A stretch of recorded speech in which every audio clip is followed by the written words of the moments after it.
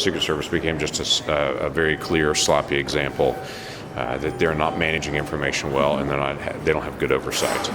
So this is a particular story on a bigger story on Secret Service, but this is a separate story that can also be repeated across multiple agencies across the federal government of how they actually manage the security of their information. I mean, there have been obviously multiple areas that have been management failures in Secret Service and of structural issues with Secret Service. Somebody else is going to handle the oversight of Secret Service and how they're actually structured as an organization.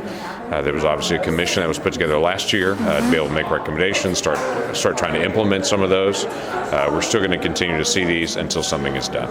Jay Johnson said that it's going to take a while to stir, a big ship in the different direction. I agree. Do you think have you had conversations with him, and have you clarified to him what exactly Congress needs from him? I would only say this.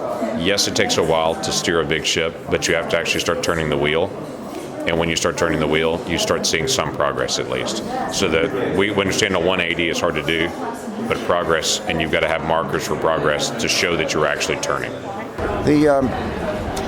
It's amazing to me that the Secret Service that has a hard time keeping people from scaling a fence at the White House or doing any other number of boneheaded stunts from time to time can also be the same Secret Service that when called to help provide the protection for Pope Francis, does it flawlessly.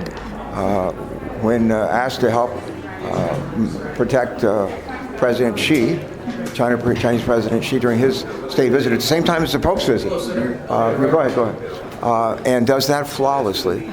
Who's also called on to protect the lives of scores of foreign leaders in New York City in and around the UN. Does all that flawlessly. If they can do the important stuff, the big stuff, and do it apparently flawlessly, screws up when it comes to some of these boneheaded stunts. This is Tom Carper surmising. I think there may be some elements of the Secret Service that have a sort of a cowboy attitude, and that's hard to shake.